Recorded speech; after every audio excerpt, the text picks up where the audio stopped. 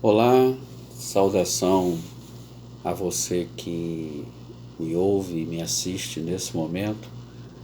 Quero dar continuidade ao vídeo anterior sobre a oração e agora meditar, fazer uma reflexão sobre o modelo de oração que Cristo nos deixou.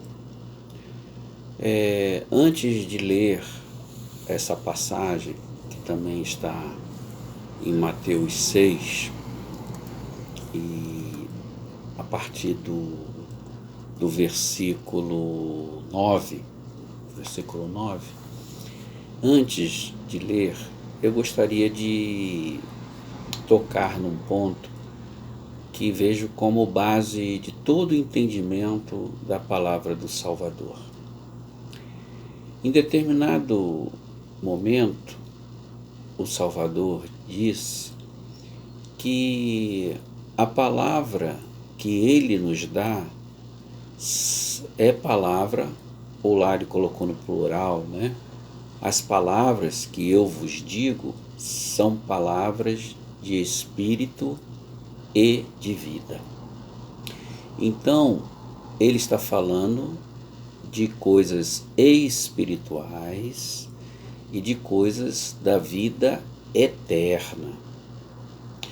Tenho para mim que tudo aquilo que o Messias deixou como um ensinamento e nos ensina até hoje, devem ser lidas com os olhos do Espírito e o entendimento espiritual. Então, nós passaremos a ler esse modelo de oração que o Messias, o Salvador, deixou, e depois fazermos uma reflexão no âmbito espiritual. Então vamos começar a leitura, que está em Mateus 6, 9, e elas também está em Lucas e Marcos. Então o Messias ele fala assim: portanto, vós orareis assim: Pai nosso que estás nos céus,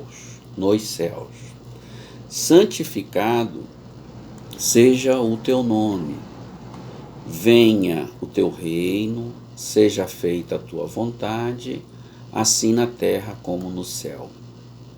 O pão nosso de cada dia nos dá hoje, e perdoa-nos as nossas dívidas, assim como nós perdoamos aos nossos devedores.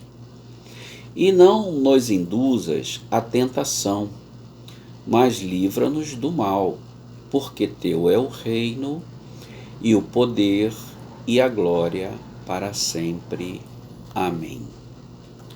Então, aqui está um modelo de petição ao Pai. É apenas um modelo. E agora, nós vamos analisar um pouco com a visão espiritual. Então, as primeiras palavras que nos é dita para nos referirmos ao Altíssimo é Pai. Não é Deus, não é outro nome, né? Não é Deus, não é Altíssimo, não é nada disso. É Pai. Pai nosso. É Pai de todos. Todos os que estão na Terra, todos que estão neste planeta, têm um Pai eterno. Esse Pai é de todos, por isso que Cristo, ele diz que a petição é ao Pai, Pai nosso. Embora alguns entendam de fazer essa petição ao próprio Cristo, mas ele não ensinou isso.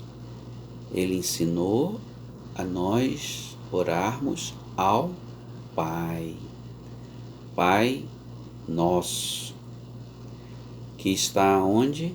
Nos céus. E em certa ocasião perguntaram para Jesus onde estava o reino dos céus.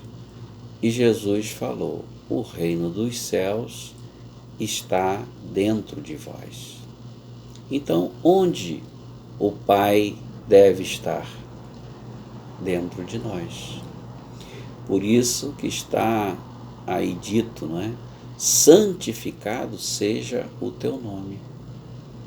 Se nós temos o Pai dentro de nós, este mesmo Pai estará nos santificando, nos purificando, nos limpando. E assim então, cada um de nós será e está sendo santificado, né, cada um de nós, pelo próprio Pai. Por isso que está aqui, né? Santificado seja o teu nome em mim, dentro de mim. E ele continua, né? Venha o teu reino. Um reino diferente desse reino material que nosso corpo vive, mas nosso espírito, ele vive um reino celestial. Esse reino celestial está aqui dentro de nós. E o nosso corpo, ele vive nessa esfera material, mas trazendo em si o que é espiritual, dentro de si e não fora de si.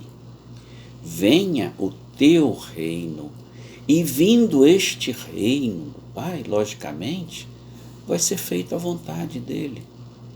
E qual é a vontade do Pai? Que foi trazida a mensagem pelo Salvador: que todo homem se salve. Por isso que ele deu o Filho dele, para que todo aquele que nele crê não pereça, mas tenha vida eterna.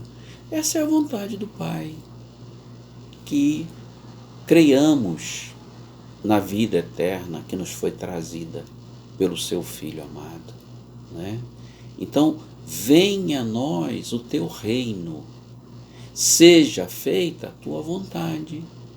E está falando tudo dentro de nós, principalmente, que deve ser feito o quê? Aqui na terra, em nós e através de nós, como é feita no céu. Vontade dele é feita no céu, e nós o recebendo o seu reinado, faremos então a vontade de nosso Rei, aqui na terra, como é feito lá nos céus.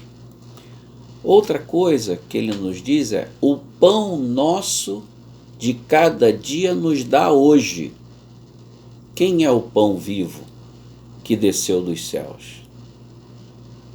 Não foi Jesus que falou? Eu sou o pão vivo que desceu dos céus.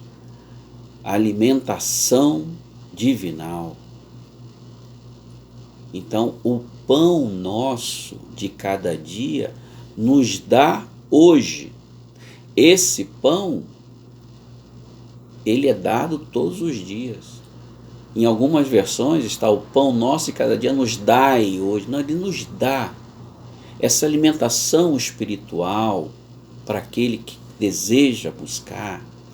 Está dizendo aqui uma afirmativa: o pão nosso de cada dia tu nos dá hoje. Está à nossa disposição a mesa para nós nos alimentarmos. E essa alimentação é para quem deseja buscar. E buscando essa alimentação, nós vamos nos fortificando na fé. E logo depois, ele nos diz: e perdoa-nos as nossas dívidas, assim como nós perdoamos aos nossos devedores. Que dívida que nós temos? Paulo explica, né? A ninguém deveis nada, a não ser o amor, a ajuda. Então aqui Nós estamos falando o quê? Perdoa as nossas dívidas. Perdoa-nos a nossa incapacidade de ajudar, de colaborar com nossos semelhantes na hora que temos que colaborar. Lembra lá da passagem, se você já leu, do Quem é o Meu Próximo? Que tinham 3 pessoas diante de uma situação, de uma pessoa necessitada. A Bíblia fala sobre isso, né? As passagens lá falam que uma pessoa foi assaltada, né? Essa pessoa, ela não fazia parte do meio religioso, foi assaltada, bateram nela, e passaram 3 pessoas, um sacerdote, um ajudante lá do sacerdote, e passou um samaritano, né? E o sacerdote e o ajudante dele não ajudaram o próximo, né? E quem ajudou foi o samaritano, que era tido como inimigo dos judeus. Mas ele ajudou o próximo. Ele não ficou em dívida, os outros ficaram em dívidas. Então, quando nós não ajudamos alguém, ao nosso próximo, nós temos uma dívida, sim, com o Pai. Deixamos de fazer uma ordenação, que é amar, que é ajudar, naquela hora que é necessário ajudar. Então, se naquela hora nós não ajudamos, estamos em dívida com o Pai. A única dívida que nós temos com o Pai é dar ajuda ao próximo. E aí ele fala, assim como nós perdoamos aos nossos devedores. Alguém deixou de lhe ajudar em algum momento? Na sua necessidade? Então você perdoe a ele. Porque você também já deixou de ajudar alguém em algum momento. Então é isso que está colocando aqui. Porque essas dívidas que estão aqui para o Pai, a única dívida que nós temos, que podemos ter com o Pai, é a falta de ajuda, de amor ao nosso próximo, de compartilhamento com o nosso próximo, de dividir com o nosso próximo. E às vezes cobramos do outro ajuda também. Então, ele diz aqui, perdoa-nos essa nossa incapacidade, muitas vezes, de não atender, de ajudar. Essa dívida eu tenho contigo, Senhor. Agora, eu também, já que eu tenho essa dívida com o Pai, de ajudar, de perdoar, eu também perdoo aqueles que por alguma forma não têm como me ajudar, ou não puderam me ajudar, ou não quiseram me ajudar na minha aflição. É isso. É somente isso que nós temos que pensar numa esfera espiritual. Então, nós pedimos ao Pai, né? Pai, perdoa nossas dívidas, aquilo que eu não fiz em função de ajudar o meu semelhante, como eu também perdoo a ele, que ele foi em algum momento incapaz de me perdoar. É assim que devemos pensar numa esfera espiritual. E depois no outro versículo está assim, e não nos deixe cair em tentação, ou não nos induza a tentação, mas livra-nos do mal. Qual foi a tentação que Jesus passou? Logo lá no início, né, do seu ministério aqui na terra, o inimigo se apresentou e falou para ele, não é, que o mundo era todo do maligno, né? Olha, tudo isso aqui me pertence. Eu te darei se tu me adorares.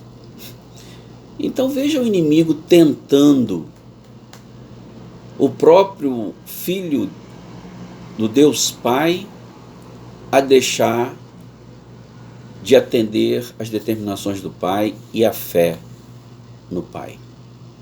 Então a tentação maior que pode nos acontecer é o desfoque da fé a fé em Cristo, no Salvador, nos seus ensinamentos, na sua palavra, e trocar essa fé por outras fés. Essa é a tentação que o inimigo faz a proposta a cada um de nós. Venha para esse lado de cá. Faça isso aqui, atenda isso, atenda aquilo. A religião, ela está cheia de tradições que abandonam a fé em Cristo. Ela está cheia de coisas como nós vemos aí, né? Rituais, liturgias, práticas, usos, costumes criados pela religião que levam o homem a desfocar a verdadeira fé, a verdadeira comunhão somente com Cristo. Isso é uma tentação. Por que é uma tentação? Porque faz seguir outros costumes, outros ensinamentos, outros usos, todos os costumes que levam o homem a desfocar da pura e sã doutrina. Que está aí alguns vídeos que eu fiz sobre a sã doutrina. Se você puder, assista. Porque desviar da sã doutrina é tentação. Por isso que está aqui, não nos deixe cair em tentação, mas livra-nos desse mal. Livra-nos desse mal, dessa tentação de querer desfocar, desviar do caminho da verdade e da vida. Por quê? Porque teu é o reino, o poder e a glória. Ou seja, nós não podemos entender que nós devemos obedecer a outros quando nós somos de outro reino, o reino celestial. Esse é o reino que nós obedecemos. Essa é a glória. Esse é o poder. Então nós não vamos trocar isso. Não nos deixeis cair em tentação, mas livra-nos desse mal de desfocarmos da fé, porque nós estamos no teu reino, nós estamos sobre a tua força, o teu poder, para vermos a tua glória. Para sempre permaneçamos nesta fé e nenhuma tentação venha nos tirar desse caminho. E assim seja. Sela ali com o amém. Muitos nessa oração inventaram pedir em nome de Jesus Cristo, em nome do Pai, do Filho e do Espírito Santo, e parecem que não atendem, né, para essa oração, que começa fazendo uma petição ao Pai, Pai Nosso. Muitos começam, ó Altíssimo, ó Deus grandioso. Tudo bem, isso acontece, principalmente nas sinagogas de hoje, né? Nos templos de hoje, como fizemos o vídeo anterior, aí o lugar de orar, cada um faz o que quer, mas os seguidores de Cristo fazem o que Cristo quer, o que Cristo orientou. E Cristo orientou conversarmos com o Pai em secreto. Essa oração é para nós conversarmos com o Pai em secreto. Não é para falar, demonstrarmos saber disso, para falar em público. Muitos têm um cântico do Pai Nosso, para cantar o Pai Nosso. Tudo isso é exercício físico que de nada vale para o Pai, porque o Pai não se impressiona com nada disso. As pessoas querem impressionar, achando que vai impressionar Deus, pode impressionar o ser humano que está lá na plateia, achar tudo muito bonito, né? Tudo emocionante, chorar, isso e aquilo. Mas para o Pai, me parece que nada disso tem valor, porque Ele não nos ensina isso. Ele ensina outra coisa, e Cristo então ensina. Vai orar? Vai para o teu aposento, em secreto, e lá vai, Pai Nosso, que estás nos céus, compreendendo tudo, toda essa oração na parte espiritual, e não na parte carnal. Nós temos uma relação com o Pai espiritual. O Pai é espírito. E importa que os verdadeiros adoradores o adorem em espírito e verdade. A nossa ligação com o Pai é simples e puramente espiritual. Por isso que a oração começa com o Pai Nosso e termina com um simples Amém. Só isso. Mas parece que isso só está no livro, né? Isso só está no papel, porque o que vemos acontecer por aí, a principiar, né, da desobediência, de orar nos templos, cada um querendo fazer a sua oração mais bonita do que o outro, pedir por várias e várias coisas, falar repetições vãs, né, tendo repetições vãs. Bom, se querem fazer, o homem tem liberdade, mas aqueles que optaram seguir a Cristo, quando falo optar é porque foi por vontade própria. Siga Cristo, siga os seus ensinamentos, atenda aquilo que ele diz. Que essa palavra fique para mim, fique para você, e nós possamos meditar. Eu sigo a Cristo? Se a resposta for sim, então que atendamos aquilo que Cristo nos deixou. E façamos sempre uma comparação do que ouvimos e do que Cristo falou, seja quem for. Seja quem for, seja Paulo, seja Pedro, seja Tiago, seja fulano, seja ciclano, sempre compare o que Cristo falou e o que o outro falou. E permaneçamos em Cristo, porque a ordem é: permanecei em mim, que eu permanecerei em vós. Que esta palavra fique para mim, fique para você, e nós possamos meditar sempre juntos. A graça e a paz do Salvador, nosso Messias, e a de Deus Pai, seja contigo e com a tua família.